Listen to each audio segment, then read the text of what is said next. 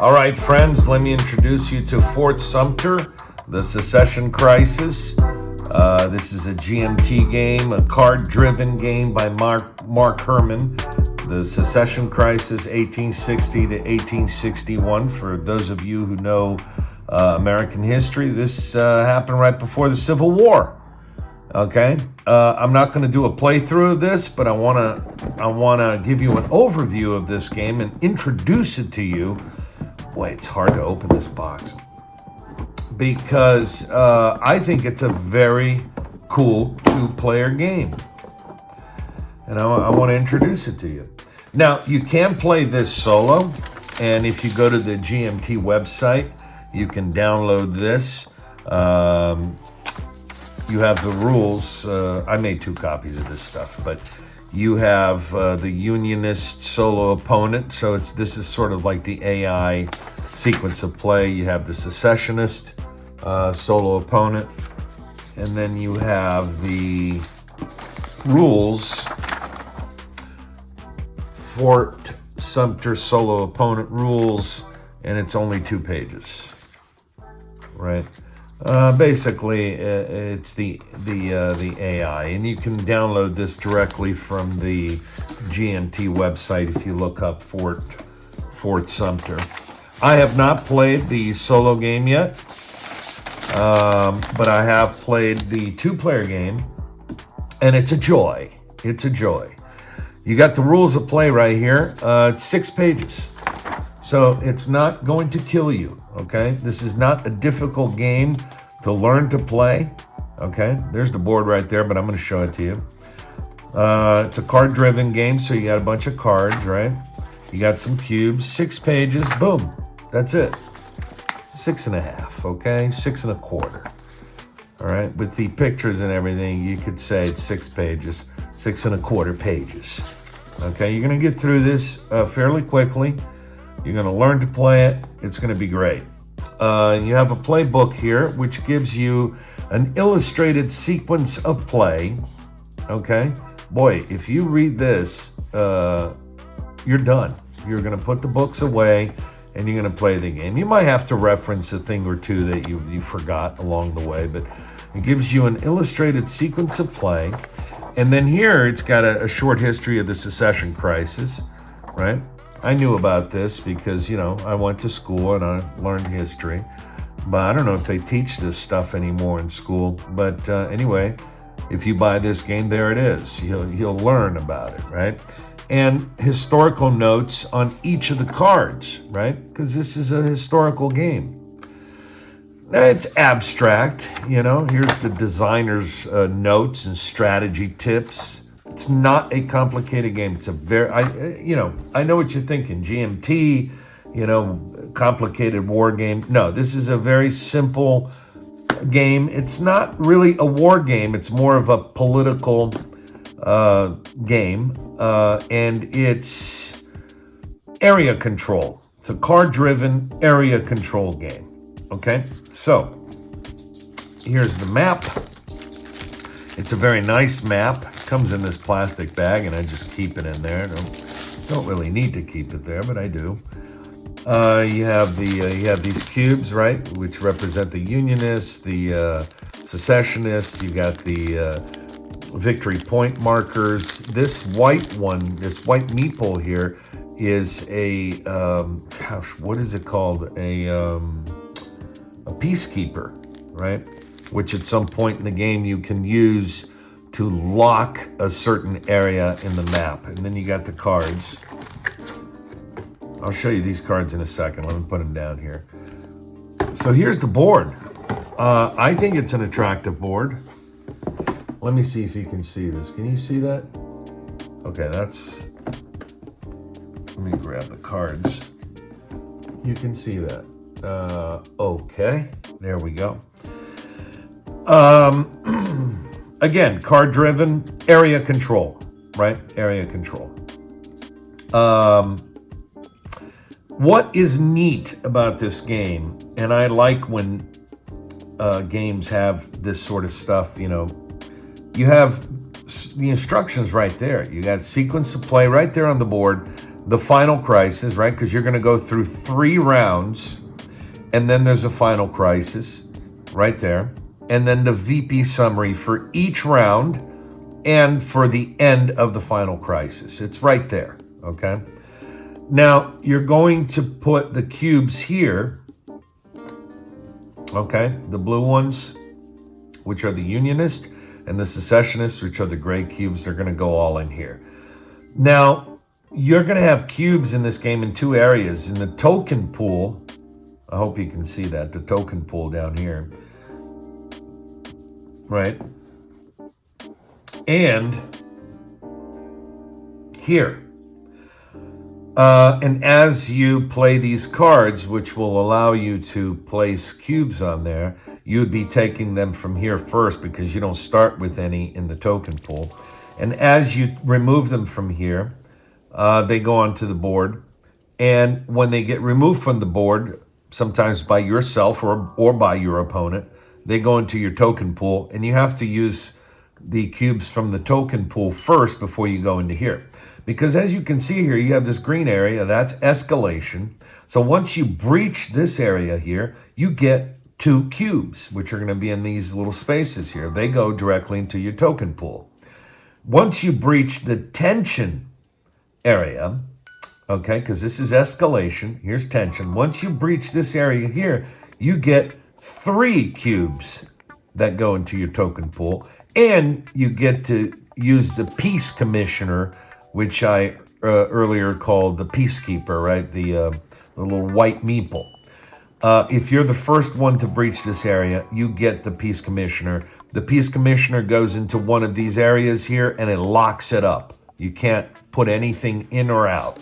And then once you breach the final crisis area, you get 4 cubes. The second person to reach final crisis gets only 2 of the 4. You reach there first, you get 4. But, so as it says right there, the first one gets the 4 tokens and minus 1 VP. You lose a VP for reaching the final crisis first. Okay? So in the beginning of the game, and there's going to be 3 rounds, right? So you're gonna have a round marker there. It's 3 rounds. You got objective cards. You're gonna shuffle these, and each player is gonna get 2 of them. And each player is gonna get 4 of these, right? So let's just grab 4 of these, just as an example. So this is your starting hand. Now, you have 2 objectives. You're gonna have to look at these and choose one. Which objective are you gonna go for in this particular round? Because if you meet your objectives, there are, things you'll be able to do, like move cubes around or remove cubes from your opponent. By the way, if you remove an opponent's cube, it goes into their token pool, right? For them to use later. You'll have to choose one, and you'll choose one based on the cards that you received, right? So you'll look at what you received, you'll choose one of these, you'll discard the other, and then you'll place this down here. I don't know if you can see it, hidden objective, right? You'll place it right there, under there. You don't show this to your opponent. So basically these objectives, if you played this card and control the Texas space, there's a Texas space, you may remove up to 2 tokens from the Secession spaces, which are these right here, these 3, or remove up to 1 token from any space, and it could be your opponent's token too, cube, right? So, and you get a victory point for reaching your objective, right? But that's at the end, right? That's at the end of the round, at the end of each round. You're going to play 3 rounds and then final crisis. So round 1, you'll have these 4 cards, and these numbers up here are the value of the cards. Now you see these 3 are gray, that one is blue. Well, I cannot use for the blue one because I'm the secessionist, so I can only use the actual card info here on these 3 cards because they're secessionist cards. That one's a Unionist card, so I can only use its value. Well, gee, Alex, how do you use the value? Well, if I want to use this card, I discard it, and I grab 2 cubes, let's say from here. I'm going to say this is my very first turn. I don't have any cubes in my token pool. I grab them from here, and I can put them anywhere on the board. So obviously I'm going to place them according to my objective, right? Look, you may be thinking, oh boy, if I do that, then I'm going to be telling my opponent what my objective is. Well, you're going to play the game however you want to play it. You can try to fool them and put them in a different area, whatever you want to do. But I cannot use the information here for the blue card because I'm a secessionist, not a unionist. So I can only use the value of this card. So I would discard this card and put 2 cubes anywhere. Now these I can use the information on here, right? I can choose to use the value or the info on the card. So let's say I decide to use this one. It says add up to 3 tokens to armaments spaces, or remove 1 opposing token from an armament space. So you'll be able to do more things. There's a bunch of different cards. You'll be able to do a bunch of different things.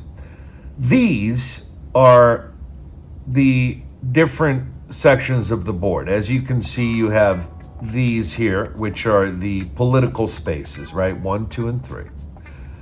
That is a pivotal space. If you control that at the end of the round, you get a victory point, okay? The ones with the white borders, right? That is the political space.